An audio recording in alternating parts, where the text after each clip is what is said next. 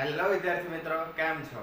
મજામાં જશો. હું છું પ્રતિક પંચાલ અને ડિપેક્સ એજ્યુકેશન યુટ્યુબ ચેનલમાં તમારું સ્વાગત કરું છું. આજે આપણે જોવાના છીએ ધોરણ 12 કોમર્સની વાણિજ્ય વ્યવસ્થા અને સંચાલન વિશેની બ્લુપ્રિન્ટ. તો અગાઉ પણ આપણે દ્વારકાધીશ એજ્યુકેશનમાં મૂકી જ હતી, પણ હવે આપણે આની અંદર જ બધું મૂકવાના છીએ. તો આની અંદર જ બ્લુપ્રિન્ટ ને એવું બધું આવશે. આ બધી વસ્તુ જે આપણે મૂકીએ છીએ પીડીએફ તરીકે, એ તમને મદદરૂપ થાય એના માટે મૂકે છે. એટલે આ દરેક વસ્તુ જે બ્લુપ્રિન્ટ છે, પેપરો છે, બધું તમને પીડીએફ સ્વરૂપે મળી જ રહેશે. એ પણ ડિસ્ક્રિપ્શનમાં અને ટેલિગ્રામ ચેનલમાં. તો ડાઉનલોડ તો કરી જ લેવી, પણ સાથે સાથે આને સમજી પણ લેવી. બરાબર. તો આજે આપણે આ જોવાના છીએ 2024-25ની છે, એટલે કે 23-24ની તો હતી જ, પણ 24-25ની પણ છે. એટલે કે તમારે આ જ બ્લુપ્રિન્ટ આવશે. જો સરકાર કંઈ ફેરફાર કરે તો બદલાય, બાકી તો એમને રહેશે. બરાબર. હવે આપણે વિડીયોને શરૂ કરીએ.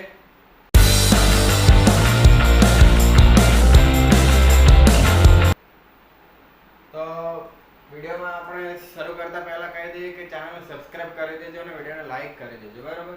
કેમ કે આવું દરેક મટીરિયલ તમને મળતું જ રહેશે. તો આની અંદર છે પહેલું ચેપ્ટર, તો ચેપ્ટર નંબર 1. આની અંદર છે 3 MCQ. તો આ ચેપ્ટર છે, આની અંદર છે 3 MCQ પૂછાશે, એક બે VSQ હશે. ત્યારબાદ સેક્શન સી જે 2 ગુણનો હોય, એટલે કે દરેક પ્રશ્ન 2 ગુણનો હોય, એવા 2 પ્રશ્ન પૂછાશે. ત્યારબાદ સેક્શન ડી માં 3 માર્કના પ્રશ્ન પૂછાય, તો એવા 2 પ્રશ્ન પૂછાશે. અને સેક્શન ઈ માંથી એકે નહીં હોય, એટલે સેક્શન ઈ માં તમને પહેલા ચેપ્ટરનો એક સવાલ જોવા મળશે નહીં. એટલે ચેપ્ટર તમારું 15 ગુણનું થાય. બરાબર. અને જનરલ ઓપ્શન વગર આ ચેપ્ટર તમારું 10 ગુણનું હશે. બરાબર. એ તો તમને સ્ક્રીન ઉપર દેખાતું જ હશે. એટલે તમારે 15 ગુણમાંથી 10 ગુણનું તો લખવાનું ફરજિયાત, એટલે ફરજિયાત. અને તમારે MCQ અને PYQ VSQ પણ તમે કરી શકો. એ બંને તો ફરજિયાત તમારે અટેમ્પ્ટ કરવા જ પડશે, બાકી તમને 100 માંથી 100 નહીં આવે. બરાબર. એટલે અટેમ્પ્ટ તો તમારે કરવા જ પડશે. ત્યારબાદ છે ચેપ્ટર નંબર 2.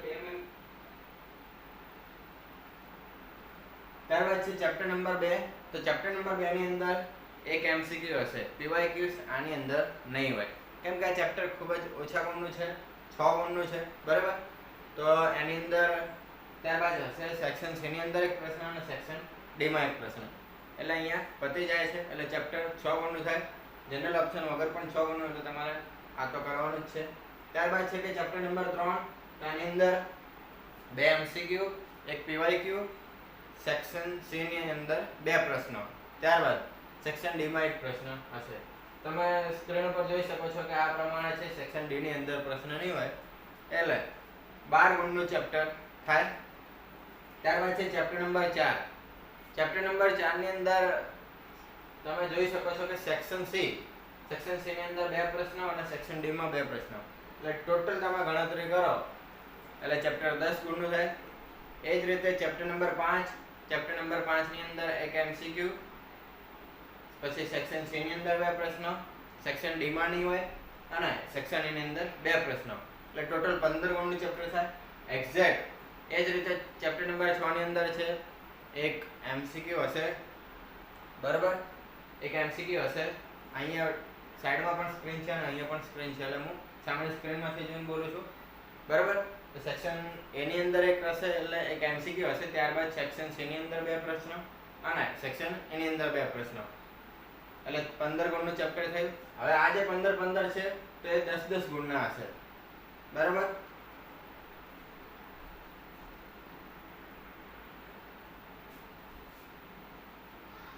ત્યારબાદ ચેપ્ટર નંબર 6. ચેપ્ટર નંબર 6 એ આપણે જોઈ લીધું. ચેપ્ટર નંબર 7 ની અંદર છે 2 MCQ, એક PYQ અથવા VSQ, એટલે એક વાક્યના પ્રશ્નો. ત્યારબાદ છે સેક્શન સી, એની અંદર એક પ્રશ્ન, સેક્શન ડી માં એક પ્રશ્ન. એટલે આ ચેપ્ટર 8 ગુણનું થાય. જનરલ ઓપ્શન વગર 6. એટલે તમારે આ ચેપ્ટર માંથી 6 ગુણ તો લાવવા જ પડશે. બરાબર. 8 માંથી 6 ગુણ તમારે લખવા જ પડશે. ત્યારબાદ ચેપ્ટર નંબર 8 ની અંદર પણ આની જેમ જ છે.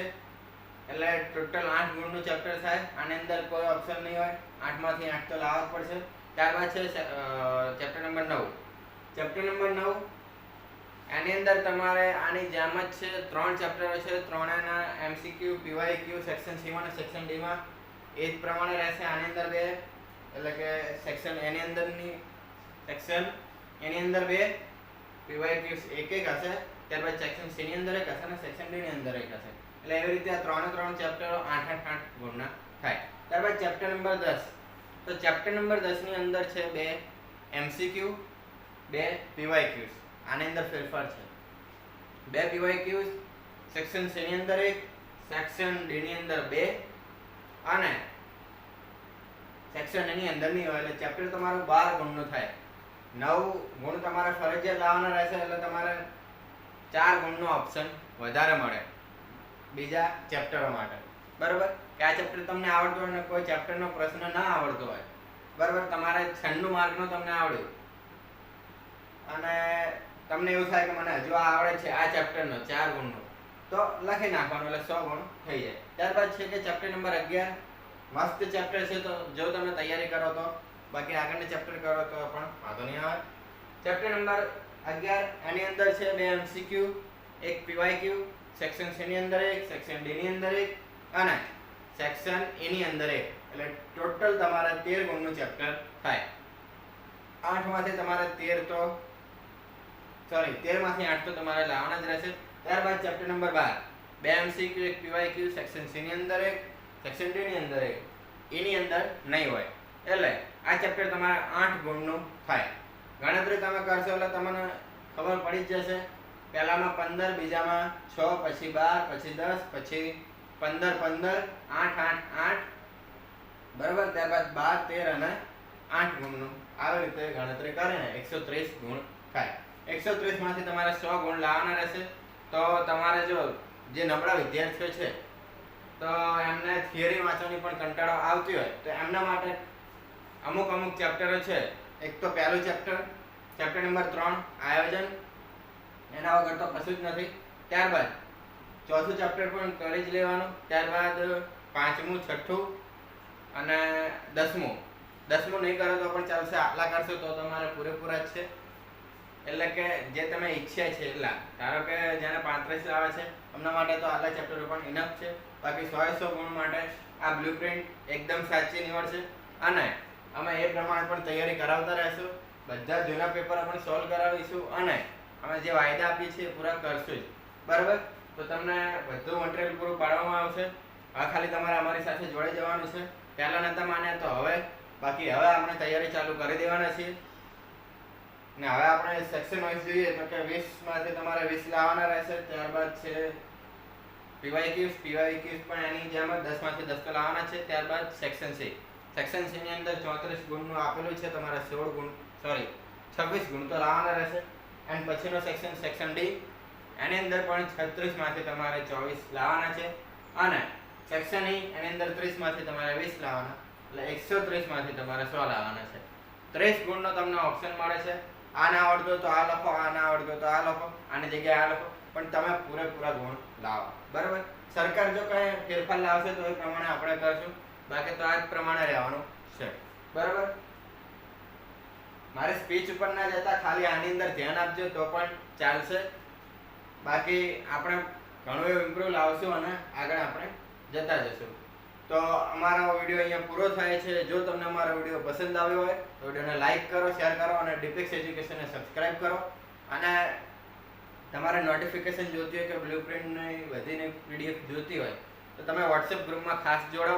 એની અંદર બધું મટીરિયલ અને બધી વસ્તુ મોકલાઈ આપવામાં આવે છે. ત્યારબાદ કે ટેલિગ્રામમાં પણ આપણી ચેનલ છે, ત્યાં પણ જોઈન કરી લો અને ઇન્સ્ટાગ્રામમાં આપણી ચેનલ છે ડિપિક્સ એજ્યુકેશન છે, તો એને જઈને પણ ફોલો કરી દેજો, જેથી તમને દરેક જગ્યાએથી નોટિફિકેશન મળતી રહે.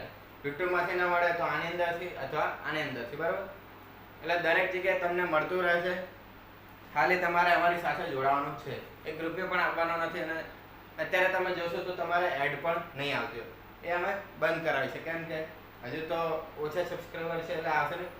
પરંતુ આપણે 1000 ઉપર જશે તો પણ એડ્સ વાળું ઓછું જ રાખશું અથવા નહીવત કરશું. બરાબર, તો અહીંયા અમારો વિડીયો પૂરો થાય છે. જો તમને મારો વિડીયો પસંદ આવ્યો તો વિડીયોને લાઈક કરો, શેર કરો અને ડિફેક્સ એજ્યુકેશનને સબસ્ક્રાઇબ કરો. જય હિન્દ, જય ભારત. મળીએ આવતા વિડીયોમાં.